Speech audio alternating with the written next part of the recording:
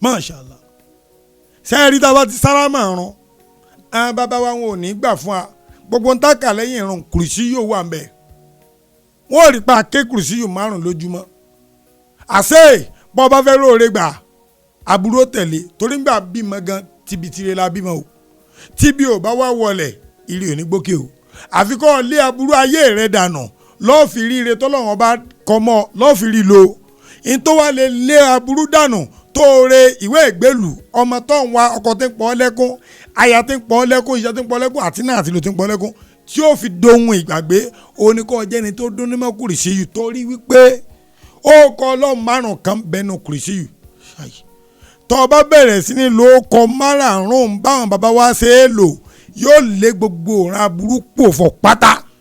lẹ́kùn oríire wá sí kalẹ̀ ẹlòmíì ń lọ bí tí ó ti ríire gbà wọ́n ti fi okùn dé mọ́lẹ̀ kòjó rí ibi débẹ̀ aburú ni bọ́bá bẹ̀rẹ̀ sí ní dún mọ́kọ 5 yóò já gbogbo okùn irun ní ẹ fi dì ọ́ mọ́lẹ̀ ni òwò aláǹtakùn ni chain ni kódà kó jẹ́ okùn yóò sì já ọ̀nà rẹ̀ sí là. kí ló kọ 5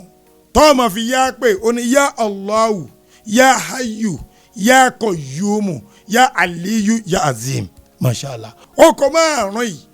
tí ń bẹ nínú kùrìsí pẹ̀lú gbogbo rẹ̀ tọ́ bá mọ̀ ló bá bàbá wa ṣe lò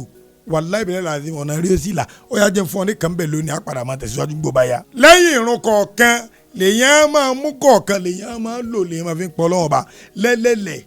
àkọ́kọ́ tó bá sálámà sùbà ọmọ tẹ́sùbì rẹ̀ lẹ́yìn ìgbà tó bá sàfikárù tán ọ wà ní ya Allah ya Allah lẹ́lẹ́lẹ̀ ya Allah ya Allah ọkà 111 pẹ̀lú kùrìsíyù kan tó bá wá di zuhur nírun aago méjì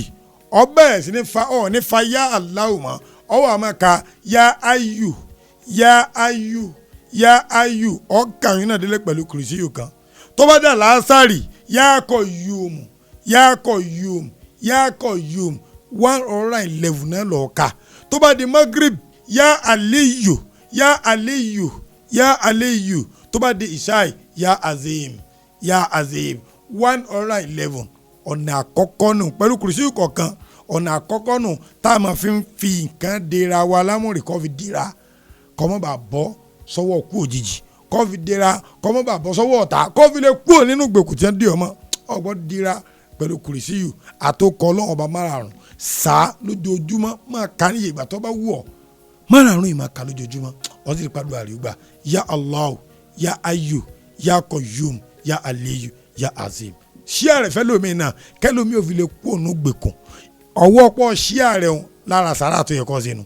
wàlẹ́ ìbọn bá sẹ́ndì ẹ̀ sẹ́lómi náà lára sàrà náà nù bọ́ọ̀ ṣe sẹ́ndì ẹ̀ ẹlòmíì tó bá bá pàdé bọ́ọ̀ ṣe ṣíà rẹ̀ ẹlòmíì tó bá pàdé àti kọ́mẹ́ntì tó ń ṣe òun yóò wá ṣe òun náà wá kú nínú àdánwò ajẹ́ pé yìí máa mú yàn kú ònú àdánwò ìwọ náà kú ònú àdánwò ètè mi nílé mi ṣe ìtiwọ́ náà ni ọ̀yà sí lónìí sẹ́ndì ẹ̀ sẹ́lómi náà ṣíà rẹ̀ wọ́n máa bá mi pàdé máa fọ́lọ̀ mi lórí gbogbo social media wáátá lórí Instagram àfàjẹjàgbà TikTok àfàjẹjàgbà YouTube àfàjẹjàgbà tó yẹ lórí Facebook page mi náà àfàjẹjàgbà ni sọfẹ́ lómi náà kàn ló mọ̀ fọ́lọ̀ wa lágbára Ọlọ́run ìrí ó mọ̀ fọ́lọ̀ yín ìdùnnú mọ̀ fọ́lọ̀ yín àfàjẹjàgbà ló kọ́ mi sáwálẹ̀.